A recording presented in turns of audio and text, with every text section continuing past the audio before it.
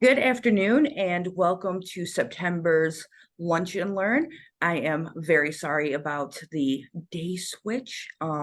There's been lots of computer issues going on, but Nelson has graciously been able to work with me in all my confusion to meet with us again today. So I'm going to let Nelson introduce himself and a lot of the work that he's doing to help the father figures or the male figures that can really play a pivotal role in our families. Hello. Thank you for having me on. My name's Nelson Rascone. I am one of the founders of Dad's Move. A little about me. I live in Tacoma, Washington, and I have three grown children that all have special needs that kind of got me into this work. And they range from mental health challenges to developmental disabilities. And I think our family has probably touched every system in our state at some point, even the police department. Oh, goodness. So I know that you have kind of more that you'd like to share with us about Yes, Dad's Move and kind of how you got started, all that.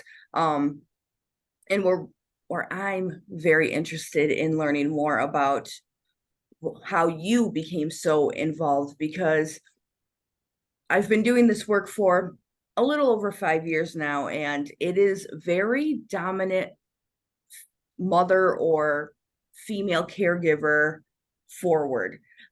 So I deal with a lot more of the mother figures than I do father figures. So it's always really great when I find fathers that are very involved, and I always like to know how and why, and you know, and not that fathers don't do a lot of hard work, and sometimes they're keeping the house or the finances under control while moms are doing all the other stuff. So I'd love to hear more about how you got to where you are, because I know you do a lot with kind of the movement of having parent movement and being able to keep this going. absolutely. So I'll just share a little bit more and then I will pull up a PowerPoint presentation that gives a little more information on us and our history. I will say, I think for me, I have a unique path in life. And I think that's what got me here. I have extensive mental health that runs in my family. Both my older siblings are crippled by mental health in various capacities. And my mother took her own life when I was 13. So I've been exposed to it, unfortunately, most of my life. Um, I think what really got me here was I did not have an involved father. So I that always, stuck with me. And then at a too young of an age, I became a father at 20, and married his mother. And it was a very toxic marriage. My first wife had, I say had because I don't know. I haven't seen her in a long time. So I don't know where she's at on her journey today. But she had significant mental health challenges herself and eventually became addicted to cocaine and methamphetamine. So this led me to file divorce. And, you know, I'm like going, I don't want to be like my father. I want to be there. So I actually filed for custody. And this was over 20 years ago. So definitely courts were not very favorable to men, but I'm stubborn. I think that's what's got me through life. I just don't like accepting no or hearing odds. I'll challenge it. It's just who I am. And everyone told me, "What are you doing? You can't win." Well, after a year and a half of fighting against a lawyer, I got on my own. So I'm very persistent. So I found here I was at 25 years old, a single father. And shortly, I'd probably say within 6 to 8 months, it's getting a little fuzzy these days. It's a while back. Um, he started presenting challenges. So that's ultimately what got me to where I am.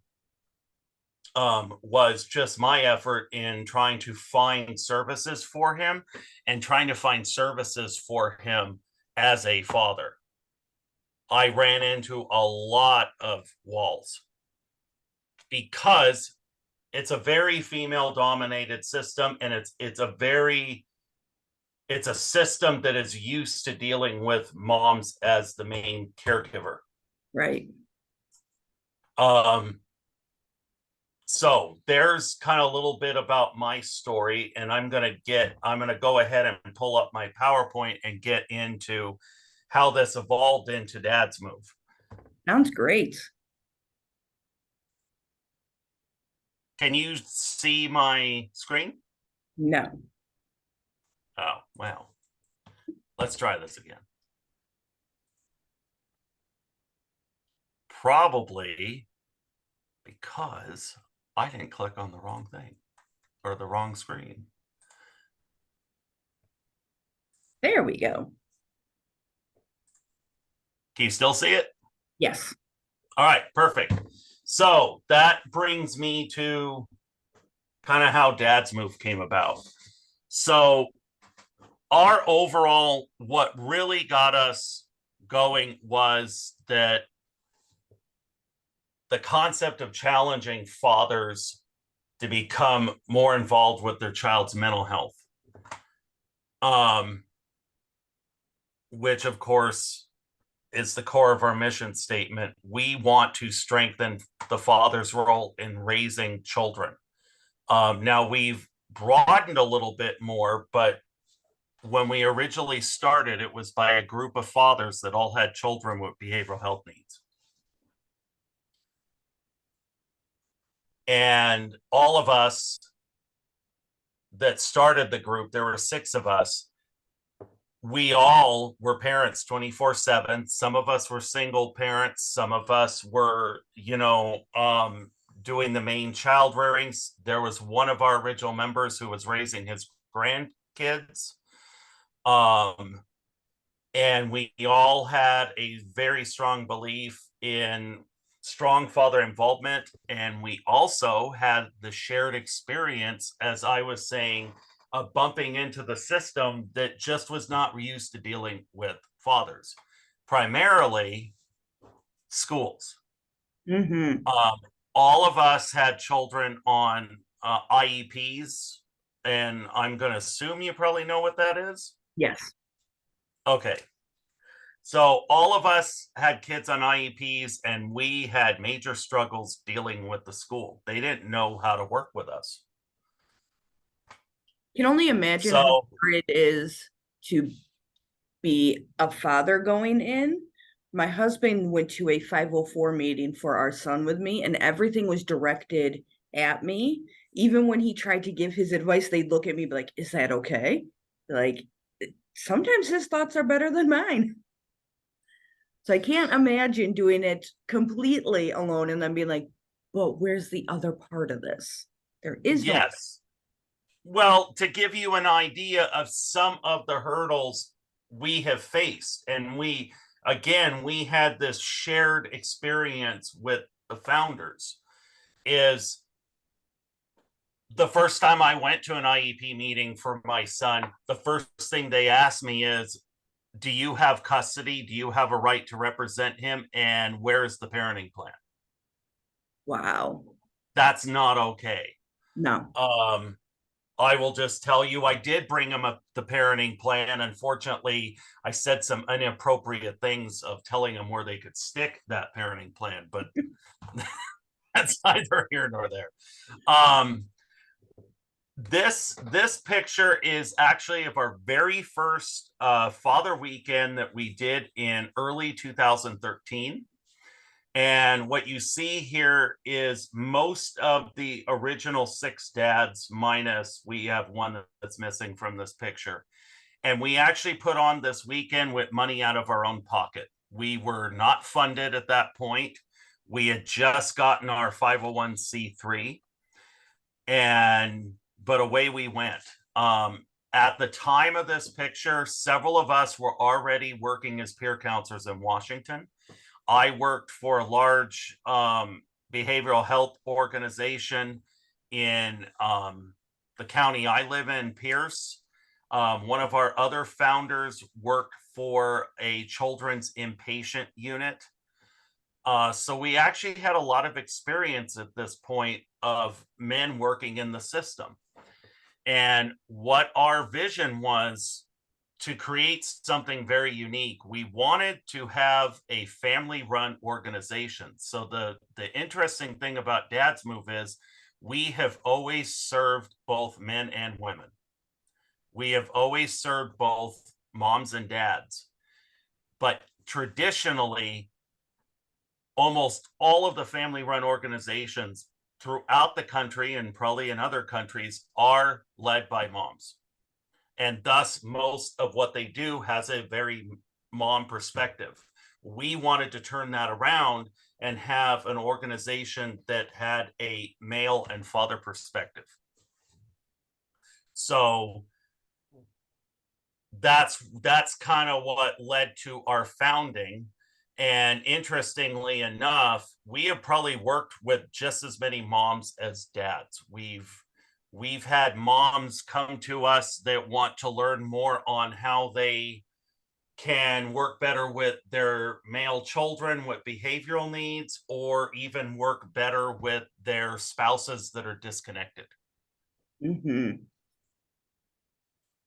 So often what we talk about in our group is, why have men been left out? The one thing I will tell you is we do not shy away from talking about controversial topics, because this is the only way things change. Right. For many reasons, probably almost since the Industrial Revolution, dads have been just completely disengaged from the family. They work, and it's been the mentality that this is their job. They're the breadwinner. And this has been for generations. Because of this, most of our family serving systems have been built around moms.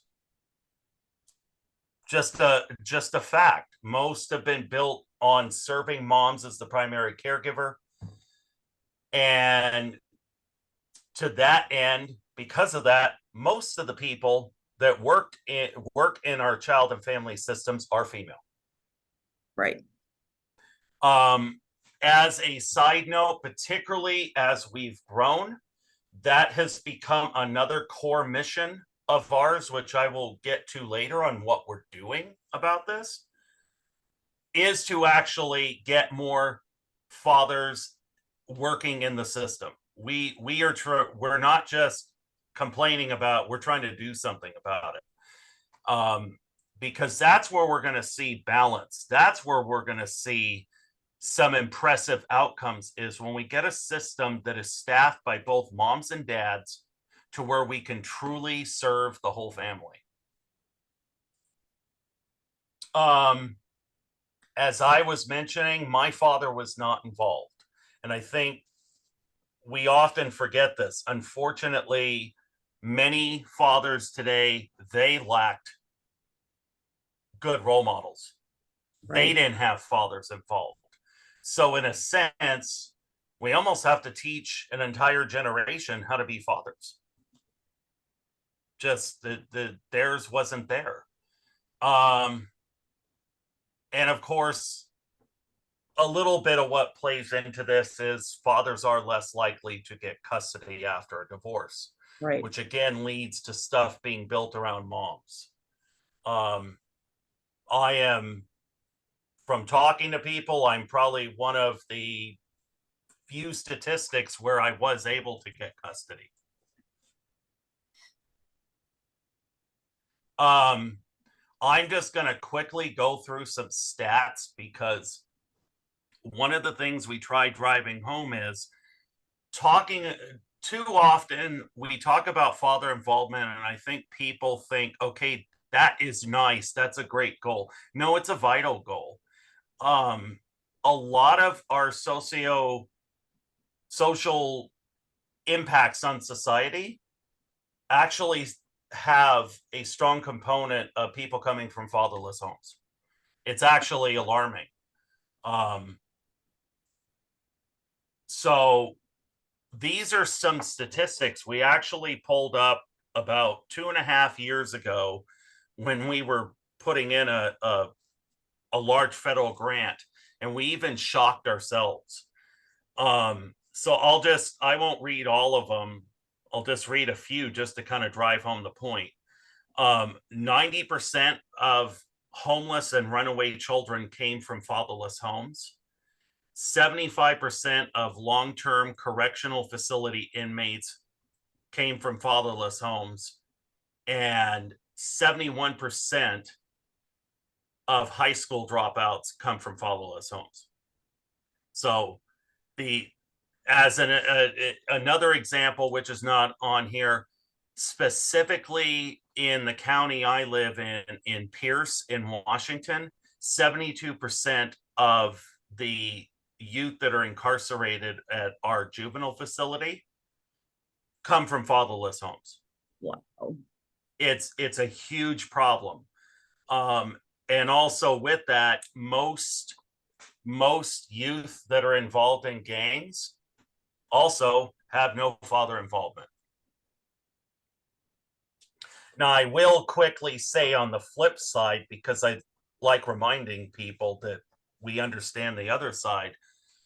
My son, who did not have his mother involved, has had challenges his whole life that can be tied to not having his mother involved.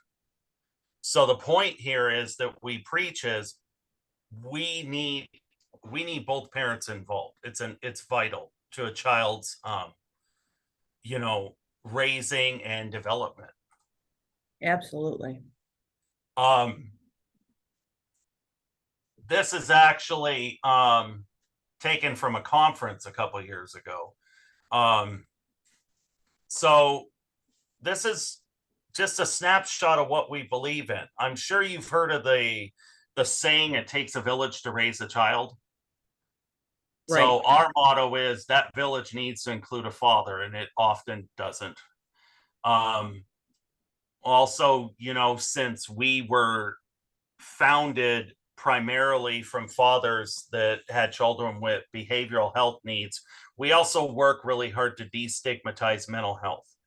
And honestly, to be blunt, a lot of men have a harder time accepting a child with a mental health diagnosis than moms do. So we try to work to destigmatize that and educate fathers that it's okay, life will go on. Um, and we build everything we do again to get dads more fully engaged in everything. I think we're getting to our goal.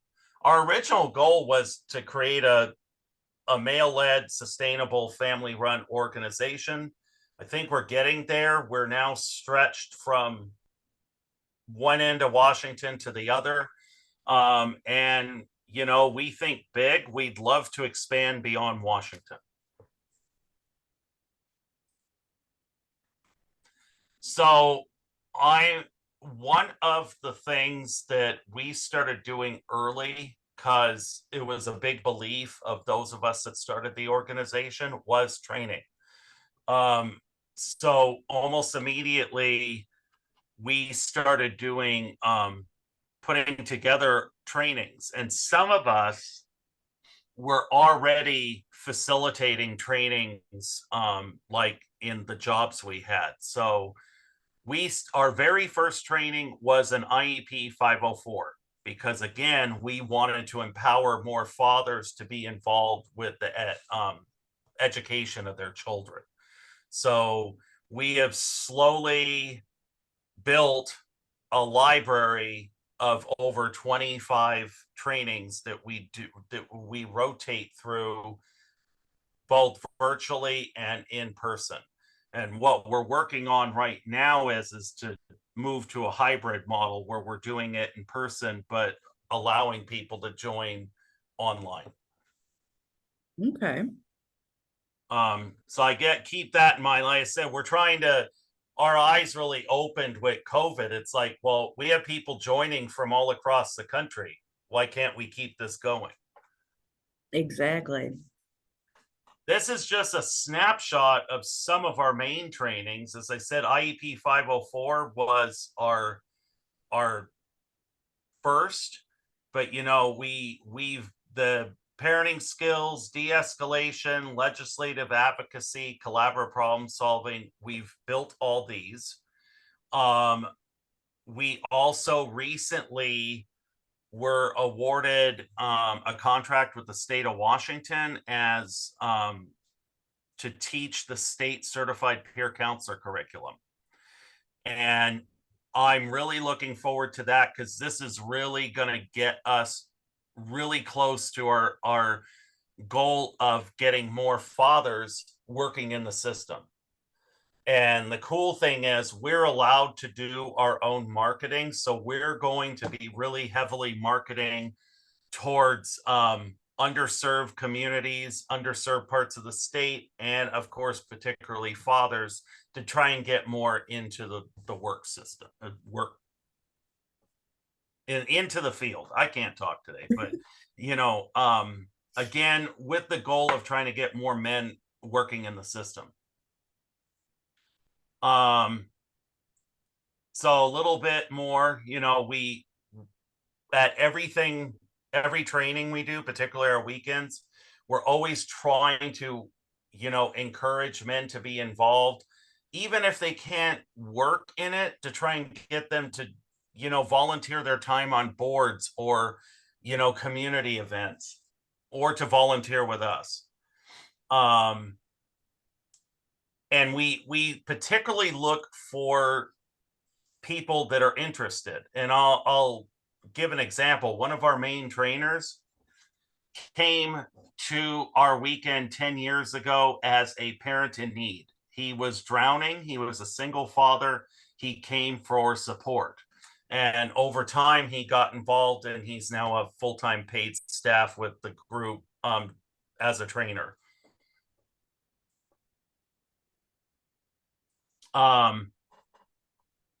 So we're always trying to make sure we're creating an environment where fathers feel welcome and want to be involved. That's a big thing. I think one of the challenges, people often ask us, how do you get dads involved? I will admit, even for us, it's a challenge at times. Men, again, have been programmed not to ask for help, that not to go to support groups. They don't talk. That's a woman's thing. And that's part of what we work to break down. Right. Men need to ask for help. Or we'll tell men it's okay to cry. That doesn't make you lesser of a man. Fortunately, we've been able to offer a lot more opportunities, particularly in the last 2 years. We've had some amazing growth the last 2 years, because 2 years ago we had 2 part-time staff and that was it. We just hit number 20 that we hired of staff. All of them full-time except for 2 part-time people.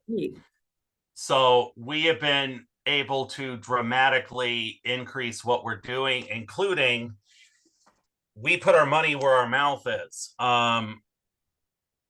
You remember I said earlier about the workforce. Well, all of our crisis response organizations and other peer organizations, that there's like no male father peers. So we said, you know what? We'll do it. So we went after contracts that would allow us to hire our own certified peers. So as of right now, half our staff is female and half of our staff is male, which gives us the ability to really work with the whole family. And we're also now, with having half of our staff female, we're actually working on trainings right now that are actually geared towards moms to help them improve their ability to partner with their other half and to encourage their other half to be more involved.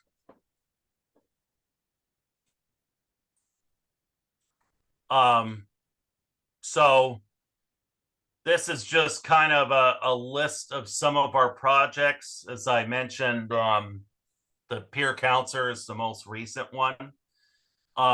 Most of these we've been able to achieve very recently, so I got to update this PowerPoint. But the big one we're working on right now is we currently have one father weekend in the fall. We eventually want to have a father weekend, a co-ed weekend, and a mom's weekend throughout the year. I do want to mention on-demand trainings. We have built a learning management system on our website where we currently have 3 trainings: IEP 504, collaborative problem solving, and our own peer counselor training. So basically you can sign up for it and do it at the comfort of your own home. Wow. And we are planning on adding more trainings in the coming year to that system. Again, it's just another way we can reach people that are in like rural and underserved areas. We also were awarded the SAMHSA statewide family network grant a year ago. It's our second. So we just started, we'll officially start year 2 at the end of this month. And then we also have contracts with several counties in the area, and then several contracts with the state. And then eventually, we're actually looking at this next year. We're actually looking at starting a housing program for fathers, particularly fathers coming out of incarceration. And that's going to be kind of a continuation of a contract we've been negotiating with our Department of Corrections for a while. We're going to be going into the state prisons and working with fathers that are probably about 6 months out from release, and then work with them for about a year after they get out to hopefully ease the transition back into their child's life and give them improved skills to make it successful. And also, now that we are a contracted organization to teach the peer counselor training, our thought is for some of them, if they're interested, we can get them into those trainings, which gives them job opportunities. That's great. So with that, I'll just open it up to any questions you have for me. I think that you shared a lot of great information. And just kind of thinking of some of the things you are able to offer. So we have support groups that are specifically for parents and caregivers here. And again, our dad count or our male figure count is very low, and would love to maybe, since you have mentioned being able to do this as a nationwide thing, maybe offer to men here in Virginia as dads move as a place for them to find more support. We know that when you're looking for support, finding people with similar experiences and sometimes just someone that you can relate to on more than just a this is what my family's going through, this is what my kids are going through. But I guess what I'm really trying to say is that for men to have a place to connect with other men is very important, just as when you do support group and it's mental health solely, because there's that connection that you can't get anywhere else. Or I know for a lot of the support groups that I've noticed around here, it being solely moms because they're getting that connection with each other. That my hope is I can use Dad to Move as a resource for fathers to find more connection. Oh, absolutely. The other thing I want to mention that we're starting to look at is, while we were founded to provide support to parents that were raising children with challenging behaviors, as we've evolved and done the work, we've realized, a lot of these fathers have similar challenges as their children. So we're starting to develop programs that are geared towards the parent themselves, not necessarily how they deal with their child, but their own well-being. Right. I tell people a lot that as my daughter, which is kind of the reason why I've started down this career path and journey, the more we learn about the things she's going through, I've noticed that I've had like similar stuff going on in my life, where for her, I'm like, that sounds like something we need to work through. And then when I look back when I was younger, I'm like, I thought that was just normal. She has a lot of social anxiety and generalized anxiety. And for me, looking back, I'm like, I thought all those feelings were just normal. Like nobody liked talking in front of anyone, or just whatever makes you anxious. I'm like, no, that's just how you're supposed to feel, sweaty palms, weak knees. That's all normal feeling. So I'm learning a lot about myself through being able to help my daughter. Right. Exactly. And that's how a lot of how we've evolved a little bit over the years. Not so much changing missions, but understanding that it encompasses more. Or like, we work with parents that have adult kids, Mm-hmm. and how those challenges evolve. Right. Like, as an example, this cat sitting in my lap is our youngest.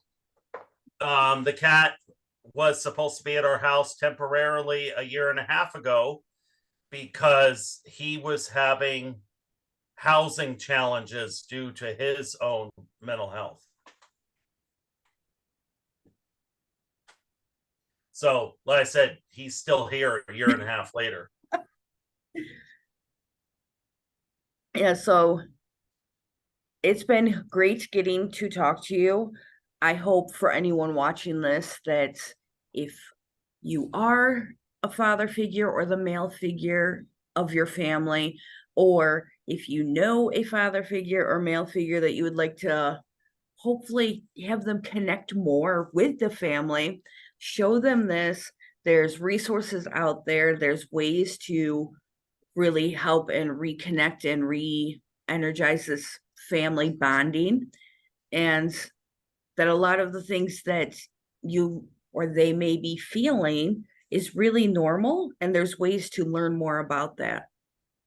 Absolutely. And I want to mention one last thing.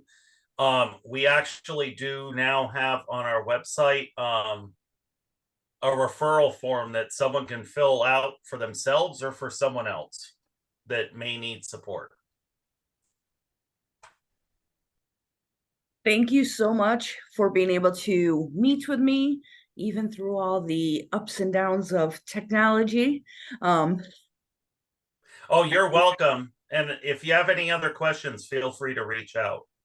Absolutely. And I know you and I kind of sit on a couple different things together. So if anyone has questions for me, please put them in the comments or email me directly, and I will be able to reach out to Nelson and we can kind of get things in a better place for everyone and kind of get this family unit back to something that's really strong and helpful for everyone. Absolutely. All right. So thank you again, Nelson, and everyone. I Thank hope you. you have a wonderful, great rest of your day.